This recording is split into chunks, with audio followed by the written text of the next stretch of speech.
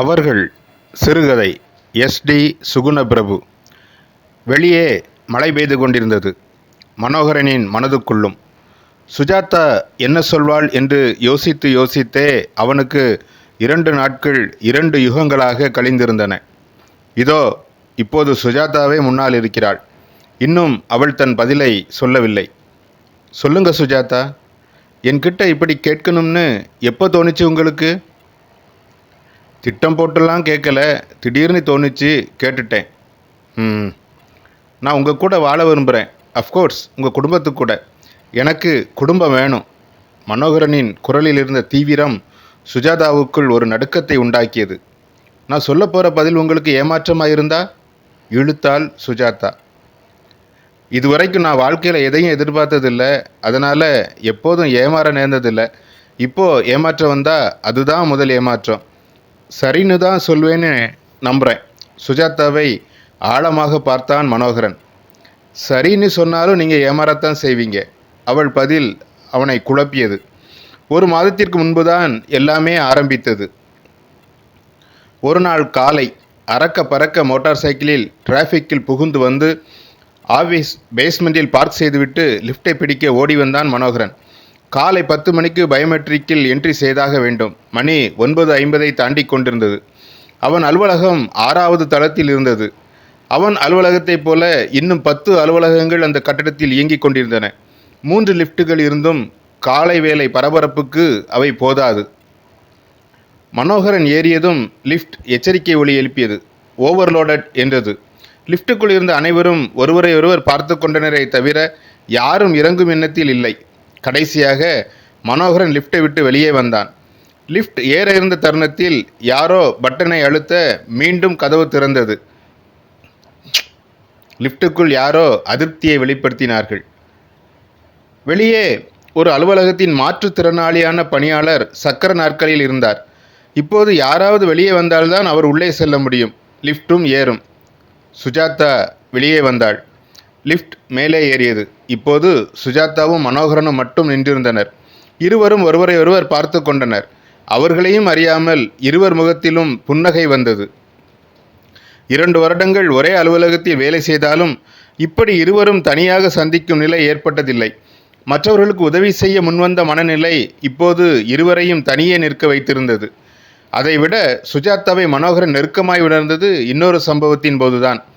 அவர்கள் கம்பெனியின் ஆண்டு விழாவின் போது புதிதாக வந்திருந்த டைரக்டர் ஒரு நிகழ்ச்சியை ஏற்பாடு செய்திருந்தார். பணியாளர்கள் அத்தனை பேரும் குடும்பமாய் கலந்து கொள்ள வேண்டும் என்று அவர் அழைத்திருந்தார். பெரிய விருந்து காத்திருந்த வேளையில் பல்வேறு பொழுதுபோக்கு நிகழ்ச்சிகள் நடந்தன. இறுதியில் பணியாளர்கள் ஒவ்வொருவரும் தங்கள் குடும்பத்தை அறிமுகம் செய்யும் வேளை வந்தது.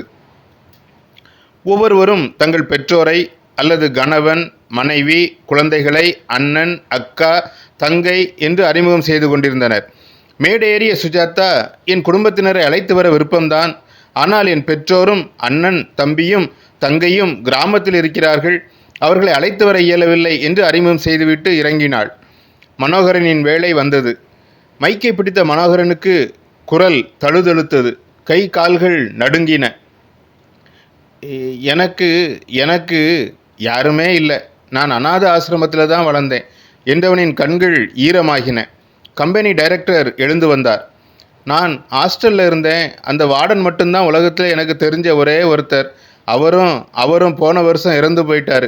இப்போ எனக்கு நீங்கள் தான் ஃபேமிலி என்றவன் உடைந்து அழுதான்.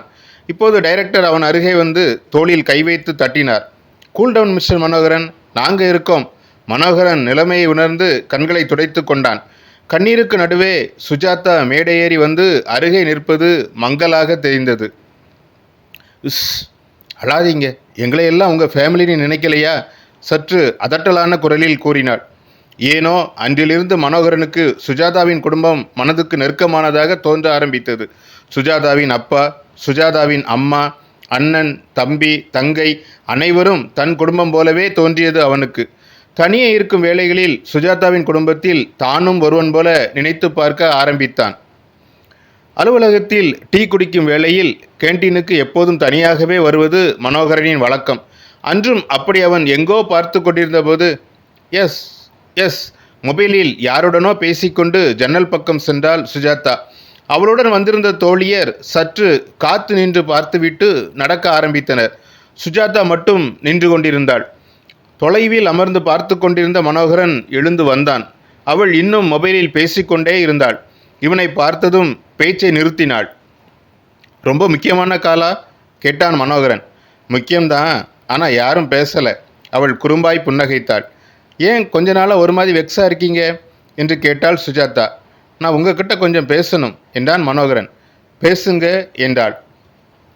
வெளியே எங்கேயாவது மீட் பண்ணலாமா ஈவினிங் என்றான். அவள் யோசித்து புதன்கிழமை டைம் இருக்கும்னு நினைக்கிறேன், பார்க்கலாம் என்றாள். அந்த புதன்கிழமை இதே ரெஸ்டாரண்டில் சந்தித்தார்கள் மனோகரனும் சுஜாதாவும். இரவு 7 மணிக்கு சந்திப்பு என்று பேசி வந்தனர். சுஜாதா வரும் முன்னரே உணவுகளை ஆர்டர் செய்து விட்டான் மனோகரன். வந்து பார்த்த அவளுக்கு ஆச்சரியம். அத்தனையும் அவளுக்கு பிடித்தமான உணவுகள். அன்றைக்குத்தான் உங்கள் குடும்பத்தில் நானும் சேர்ந்து கொள்ள வேண்டும் என்றான் மனோகரன். அன்றைக்கு யோசித்து சொல்கிறேன் என்று சென்றவளை மீண்டும் மீண்டும் அழைத்து இன்றைக்கு வந்திருக்கிறாள். நான் சொல்லப்போகிற பதில் உங்களுக்கு ஏமாற்றமாக இருக்கும் மீண்டும் கூறினாள் சுஜாதா. பரவாயில்லை. மனோகரன் பதற்றமாக இருந்தான். அவள் மௌனமாக இருந்தாள். வெளியே மழை இன்னும் தீவிரமாகி இருந்தது.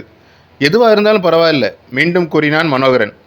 நீங்கள் நினைக்கிறது மாதிரி இல்லை, நான் உமன்ஸ் ஹாஸ்டலில் தான் இருக்கேன் என்றாள் அவள். அவன் கேள்வியாய் பார்த்தான்.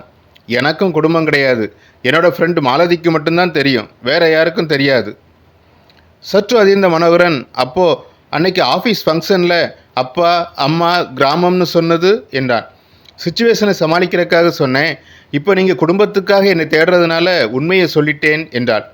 அது பெரிய பிரச்சனை இல்லை, குடும்பம் இருந்தால் சந்தோஷம்னு நினச்சேன். நாமளே ஒரு குடும்பத்தை உருவாக்கலாம். அவன் உற்சாகமானான். குடும்பத்தை உருவாக்க அவள் ஒரு யோசனை சொன்னாள். அவனும் அவளும் பேசி இணைந்து ஒரு முடிவெடுத்தனர். அடுத்த ஒரு மாதத்திற்குள் மனோகரின் நண்பர்களும் சுஜாதாவின் தோழியரும் இணைந்து திருமணத்திற்கான ஏற்பாடுகளை செய்து முடித்தனர். திருமணம் முடிந்து அவர்கள் விடை பெற்றதும் மனோகரனும் சுஜாதாவும் தாங்கள் முன்னரே முடிவு செய்தது போல கிளம்பினர். அது திக்கற்றோரை ஆதரிக்கும் இல்லம்.